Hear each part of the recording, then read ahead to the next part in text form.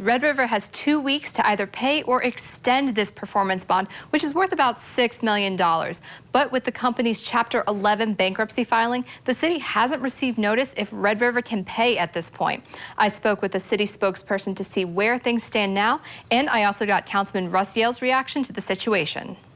City Council thought it was making progress with Red River by issuing a subpoena a couple of weeks ago. The company responded. They offered to meet with us. We were setting that up through last week, and then they abruptly canceled that meeting. Councilman Russ Yale says now City Council will defer legal proceedings to the City of Fort Wayne's team, so there's only one process happening at a time. Meanwhile, John Perlick with the city says the team is looking into backup plans should Red River be unable to fulfill its contract.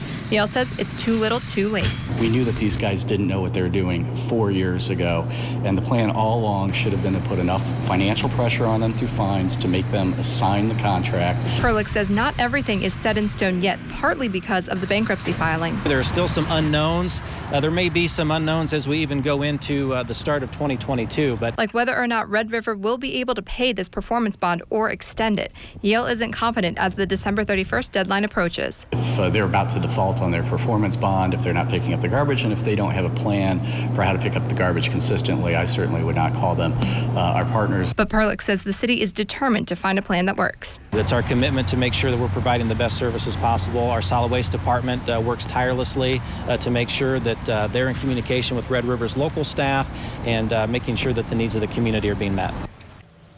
And if Red River doesn't pay for or extend by the 31st, the city can declare default, meaning Red River hasn't fulfilled the contractual obligations, but that doesn't mean service would stop per se.